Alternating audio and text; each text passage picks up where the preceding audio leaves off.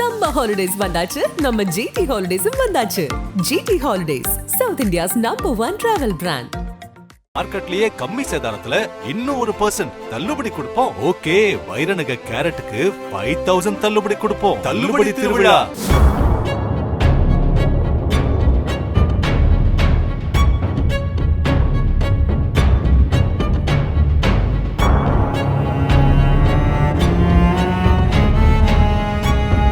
ஈஷா மீது அடுத்தடுத்து வழக்கு வருகிறது.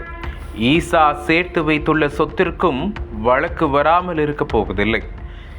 ஈஷா யோக பயிற்சி மையம் என்பது கல்வி என்ற வகைப்பாட்டில் வருவதால், கல்வி நோக்கத்திற்காக கட்டப்பட்ட கட்டடங்கள் என்பதால், கட்டும்போது முன்னதாக தடையின்மை சான்று தேவையில்லை என்கின்ற அடிப்படை வாதத்தினை கொண்டு உச்சநீதிமன்றத்தில் முத்திரை வாங்கிவிட்டால் போதும், கட்டடத்தை காப்பாற்றி விடலாம் என்கின்ற கிரிமினல் சிந்தனையுடன் உச்சநீதிமன்றத்தில் கோக்குமாக்கு செய்து வருகின்றது ஈஷா தரப்பு. கடந்த பிப்ரவரி 14 அன்று உச்சநீதிமன்றத்தில் ஈசாவிற்கு எதிரான தமிழக மாசு கட்டுப்பாடு வாரியத்தின் சார்பில் தாக்கல் செய்யப்பட்ட மேல்முறையீட்டு மனு விசாரணைக்கு வந்தது. 2006 முதல் 2014 வரை கோவையில் சுற்றுச்சூழல் பாதுகாப்பு துறையின் அனுமதி இல்லாமல் சில கட்டுமான பணிகளை மேற்கொண்டதாக ஜக்கி வாசுதேவ் நடத்தும் ஈஷா அறக்கட்டளைக்கு எதிராக 2021 ஆண்டு தமிழக மாசு கட்டுப்பாட்டு வாரியம் நோட்டீஸ் அனுப்பியது. ஈசா அறக்கட்டளை குழு மேம்பாட்டு நடவடிக்கைகளை மேற்கொண்டு யோகா மையத்தை நடத்துவதால் அது ஒரு கல்வி நிறுவனமாக கருதப்படும் என்றும், எனவே கட்டுமான நடவடிக்கைகளுக்கு முன் சுற்றுச்சூழல் அனுமதி பெறுவதிலிருந்து மத்திய அரசு வழங்கிய விலக்குக்கு உரிமை உண்டு என்றும் கூறி டிசம்பர் 2022 சென்னை உயர்நீதிமன்றம் அந்த சோகேஷ் அறிவிப்பை ரத்து செய்தது. இதனையடுத்து சில கால தாமதத்திற்கு பின் தமிழ்நாடு மாசு கட்டுப்பாட்டு வாரியம் உச்சநீதிமன்றத்தை அணுகியது. அங்கு நடத்தப்பட்ட விசாரணையில் உயர்நீதிமன்ற தீர்ப்பை எதிர்த்து உச்சநீதிமன்றத்தை அணுக கடந்த 2 ஆண்டுகளாக தமிழக அதிகாரிகளை தடை செய்தது இது. அதற்கு உங்கள் விளக்கம் என்ன? தமிழக அரசு இந்த விவகாரத்தினை திடீரென கொண்டு வந்துள்ளது சந்தேகத்தை எழுப்பியுள்ளது. இதுபோன்ற வழக்குகளுக்கு முன்னுரிமை அளித்து விசாரணை நடத்தினால் சாதாரண மனிதர்கள் எங்கே போவார்கள் என கேள்வி எழுப்பினர் நீதிபதிகள். உச்சநீதிமன்றத்தை அணுகுவதில் தாமதம் வேண்டுமென்றே செய்யப்படவில்லை. இந்த விவகாரம் சில துறைகளுக்கு இடையே தொடர்ந்து நடந்து கொண்டிருக்கிறது. இது மாநில அரசுக்கு வந்தபோது உடனடியாக அதை நீக்கியது. அனுமதிக்காக அவர்கள் விண்ணப்பம் செய்தபோது அங்கு கட்டடம் கட்டப்படுவதாக இருந்தது. எனினும் 2012 ஆண்டில் அனுமதி கொடுக்கப்பட்டது. அது சுற்றுச்சூழல் தடையின்மை சான்றுக்கு உட்பட்டது என்று அப்போதே தெளிவுபடுத்தப்பட்டது.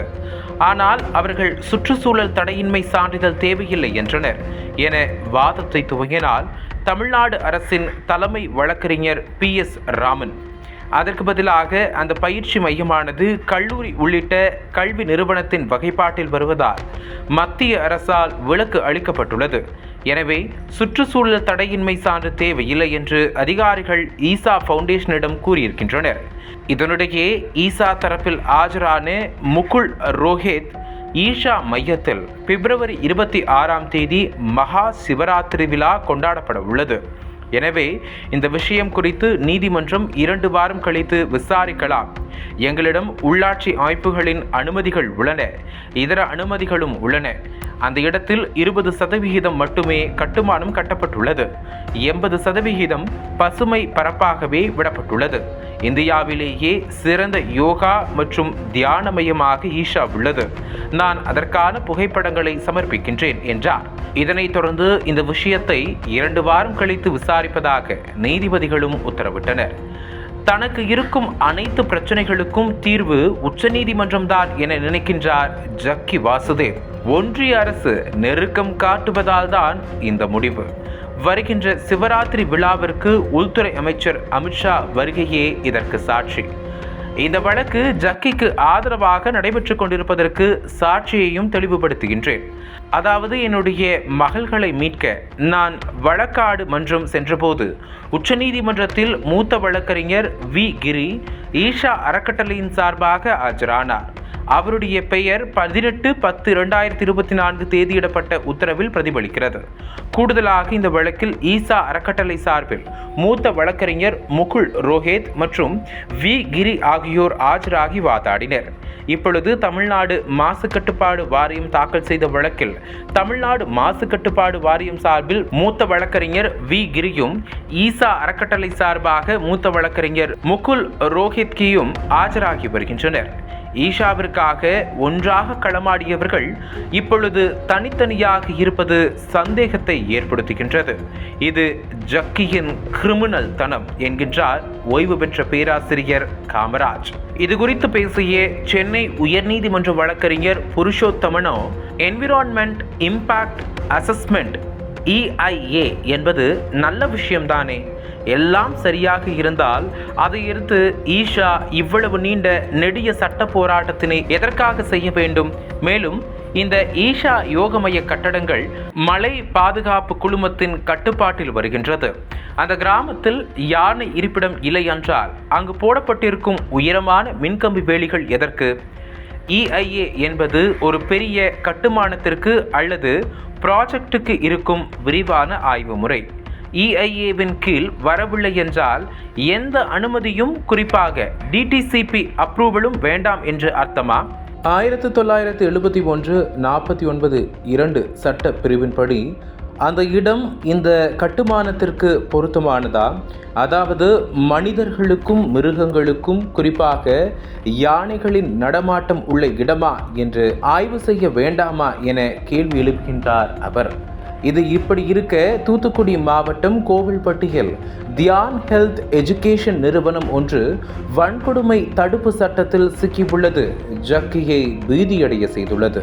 தியான் ஹெல்த் எஜுகேஷன் நிறுவனத்தில் செவிலி கல்வி வழங்கப்பட்டு வருகின்றது. இதில் 2 மாணவிகளுக்கு இடையே எழுந்த பிரச்சனை தொடர்பாக பஞ்சாயத்து செய்தபோது பட்டியலின சமூகத்தைச் சேர்ந்த மாணவி மாலா வினோதினியை சக மாணவிகள் மற்றும் மருத்துவமனை ஊழியர்கள் முன்னிலையில் கன்னத்தில் அடித்து காலில் விழச் செய்து கல்வி சான்றிதழை திரும்ப ஒப்படைப்பதற்கு ரூபாய் 1 லட்சம் கேட்டு மிரட்டியதாக குற்றச்சாட்டு எழுந்தது. இதில் மாணவி மாலா வினோதினியின் புகாரின் பேரில் விசாரணை நடத்தி தியான் ஹெல்த் எஜுகேஷன் கண்காணிப்பாளர் கிருஷ்ணபிரியா மீது BNSS ஆக்ட் மற்றும் SC/ST வன்கொடுமை தடுப்பு சட்டத்தில் 4 பிரிவுகளின் கீழ் வழக்கு பதிவு செய்துள்ளனர் கோவில்பட்டி மேற்கு காவல் நிலையத்தார். இதில் ட்விஸ்ட் என்னவென்றால், அந்த நிறுவனத்தின் நிறுவர் மருத்துவர் சிவக்குமார் ஈஷா மையத்தின் கோவில்பட்டி நகரின் பிரதான ஏஜென்ட்.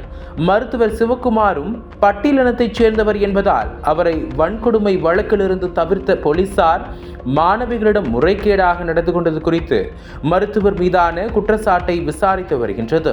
தற்போது முதன்முறையாக பாதிக்கப்பட்ட ஒரு பட்டியலின சமூகத்தைச் சேர்ந்த மாணவியின் புகாரில் விசாரணை நடத்தி போலீசார் வழக்கு பதிவு செய்திருப்பது தொடக்கம்தான். இனி ஈஷா ஏஜென்ட்டாக மருத்துவர் சிவக்குமார் மீதான குற்றச்சாட்டுகள் ஒவ்வொன்றாக வெளிவரும் என்கின்றனர் கோவில்பட்டி மருத்துவத்துறை வட்டாரங்கள். நக்கீரன் டிவிக்கு சப்ஸ்கிரைப் செய்யுங்கள். உங்கள் ஆதரவே எங்கள் பலம். ஆசிரியர்களுக்கு நண்பனாகவும் மாணவர்களுக்கு ஆசானாகவும் திகழும் தேர்வு வழிகாட்டி.